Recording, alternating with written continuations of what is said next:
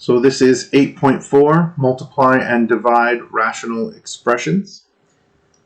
It marks a change in what we're doing in chapter 4. Up until now we've been graphing and worrying about the graphs. Now we're going to move on to expressions.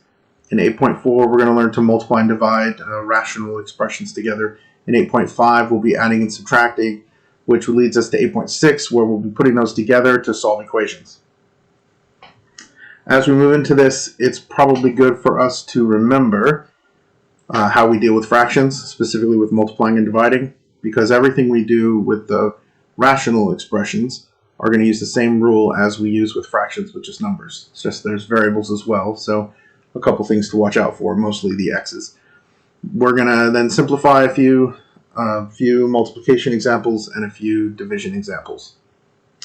So the basic rules for dealing with fractions: when you're multiplying, the basic rule that you learn first is to multiply the numerators and then multiply the denominators. So you multiply the top two, 1 times 2 is 2, multiply the bottom two, 2 times 5 is 10, you get 2/5, and then you reduce. This is how we teach little elementary kids how to multiply fractions. Turns out, if you know what you're doing in advance and you're aware of the restrictions, you can simplify the approach by reducing first. You can only reduce when there's no addition. If there's addition in the middle, you will not be able to reduce, so don't try. But if this is all just multiplication, you can reduce anything on the top if you have the same thing on the bottom. So these 2's completely cancel, which we did at the end when we were multiplying it sort of the elementary way. But if you remember to do that first, you can actually save yourself some frustration. In this example, the numbers are all small, but as the numbers start to get bigger, it can help more and more. For example, 3/4 times 2/9.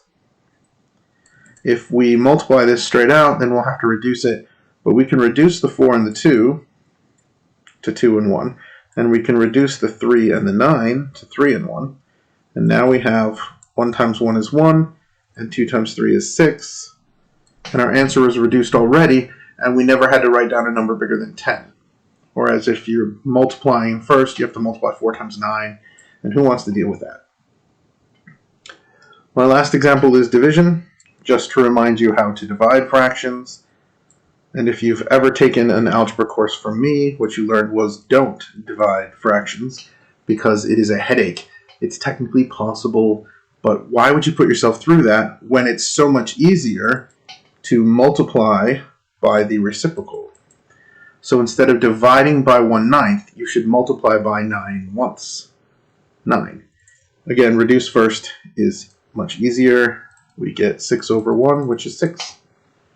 So instead of dividing, multiply by the reciprocal. I strongly recommend you reduce before you multiply. It's less writing, it's less headache, it's just better. If it's just multiplication. When you have addition, you got to worry about that. You can't reduce stuff that's in the middle of addition. If the addition's mixed in, you got to wait and factor first, which we will have to do about right now. Our first example is not two fractions to multiply. It's one rational expression, and all we're going to do is reduce it. X squared minus 8x plus 16 over x squared plus 2x minus 24. So because this has addition and subtraction mixed in, I cannot just reduce it. It's a pretty common mistake for students to immediately start by reducing these x squareds. Can't do that because they're being added, not multiplied. We have to factor. We've been factoring since chapter 4, so this shouldn't be new, but in case you've forgotten, what we're looking for here are the two things that multiply to x squared, x and x.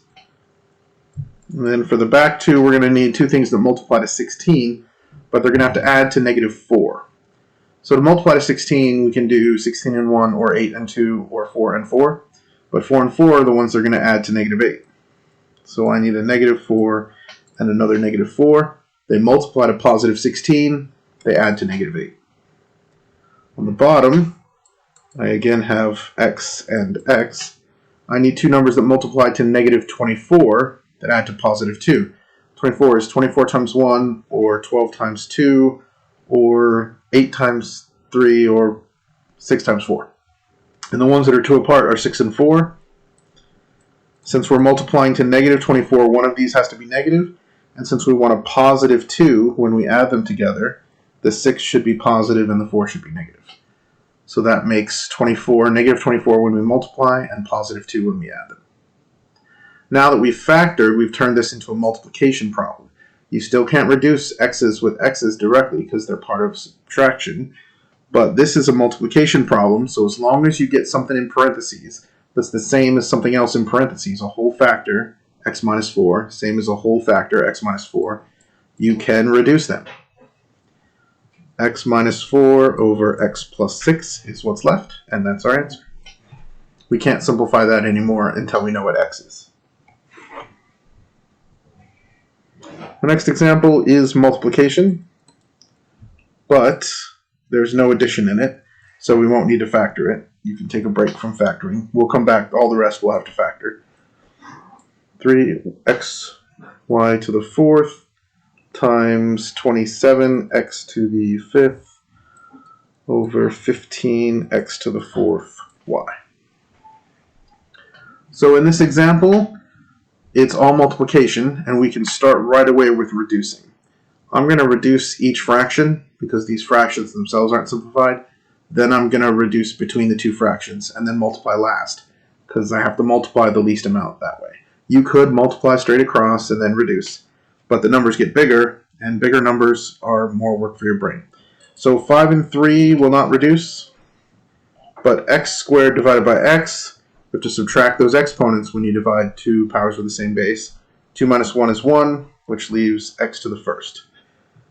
This, y to the 3rd over y to the 4th, we subtract the exponents here, we get negative 1, which means we put y to the 1st on the bottom, because the negative means it belongs on the bottom.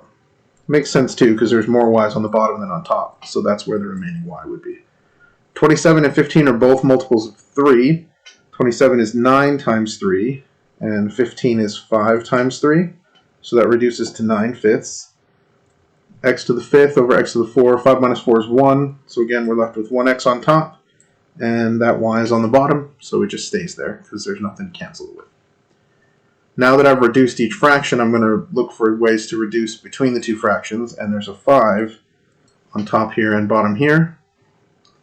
And, the 9 and the 3 will also reduce. So that leaves me with a 3 on top, and x times x is x squared. There's no numbers left on the bottom, it's just 1, and y squared. So 3x squared over y squared. My next example, we'll have to factor before we reduce. It's 20x minus 5x squared over x squared minus x times x squared plus 3x minus 4 over x squared minus 16. So first thing we're going to do is factor. So we start factoring here. I look here, it's got two terms, but they're not squares. 20 is not a square, so it's not a difference of squares. I have to look for the greatest common factor. It's the only thing I can do. 20 and 5 share a factor, that's 5. 20 is 5 times 4. They also both have an x in them, so I'm going to factor out 5x. Now what you multiply by 5x to get 20 is 4, and 5x to get 5x squared, you multiply by x. So that leaves 4 minus x. On the bottom, the only thing they have in common is x. Well, I suppose and 1. X divided by x is x. X squared divided by x, and x divided by x is 1. On the top right, this is a trinomial, so I'm going to do my two parentheses. X times x makes x squared. 4 is either 4 and 1 or 2 times 2. They have to add to 3, so I want a 4 and a 1. Since it's positive 3, that'll be positive 4 and negative 1. And then on the bottom, this is only two terms, but this is a difference of squares. X squared and 16 are both squares, so that's x and 4, x and 4, and I need one that's plus and one that's minus, because that's what makes the outers and inners disappear. Right? That's negative 4x and positive 4x. which is why there's no middle term up here. Looking here, I can see the x plus 4s are the same. They'll cancel. The x minus 1s are the same. Now these x's are not being added, they're being multiplied only, so they will also reduce. The 4 minus x and the x minus 4 we'll talk about in just a second. There's nothing to reduce the 5 with, so let's put the 4 minus x up here with the 5. On the bottom, all we have left is x minus 4. It turns out these will reduce. When you change the order of a subtraction problem, all it does is change the sign. For example, if you have 7 minus 10, you get negative 3. If you have 10 minus 7, you'll get 3 still, but it'll be positive. So really what we want to do is flip one of these around. Now 4 minus x is the same thing as negative 1 times x minus 4. And actually if you distribute that negative 1, you'll see you'll get negative x and positive 4, which will be the same. So when you reduce 4 minus x with x minus 4, they will reduce, but you have to change the sign. So this is negative 5. And that will happen occasionally, not always, but occasionally. Notice everything here reduced except the 5. Well, and the negative sign. Yeah, everything reduced. So that reduced very nicely. Alright, next example, which I can't promise will reduce quite as nicely. It might, you never know. X minus 4 over x squared minus 64 times x plus 8. The first thing you should remember that we haven't mentioned yet today is that when you're multiplying a fraction times a whole number, you need to write the whole number as a fraction. So since this doesn't look like a fraction, I'm going to make it into one, and we put 1 on the bottom. Then I'm going to worry about factoring. The only one of these that's not already linear is x squared minus 64, which is a difference of squares. So that's x minus 8 times x plus 8. This is x minus 4, and this is x plus 8 over 1. And the x plus 8s will cancel. X minus 4 is left on top, and x minus 8 is left on bottom. And we cannot reduce them because they've got subtraction. That wasn't too bad. Next, division. So when we're dividing, we're going to end up multiplying. We're going to have to rewrite it as a multiplication step problem. That's our first step. X squared minus 4x over minus 21 over 5x plus 15 divided by x squared plus 3x minus 70 over x squared minus 100. First thing I'm going to do is rewrite this as multiplication. So the x squared minus 100 goes on top. The x squared plus 3x minus 70 goes on the bottom. This one stays the same.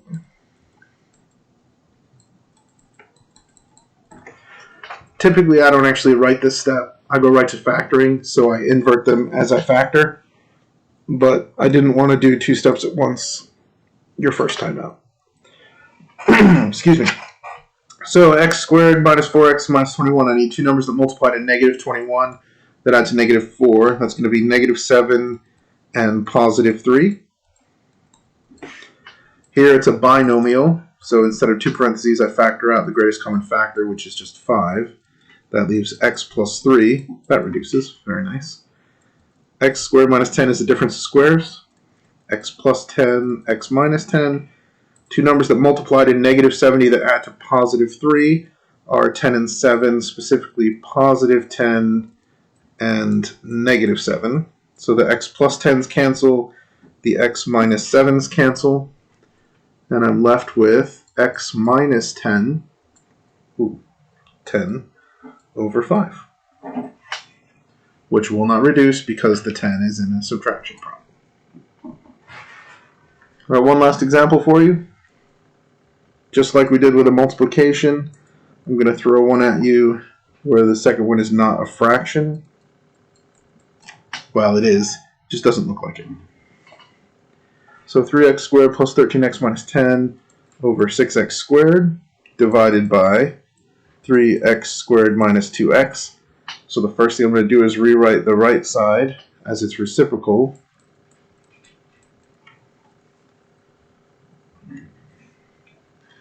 Three x squared plus 13x minus 10 over 6x squared times the reciprocal of 3x squared minus 2x. Now I get to factoring.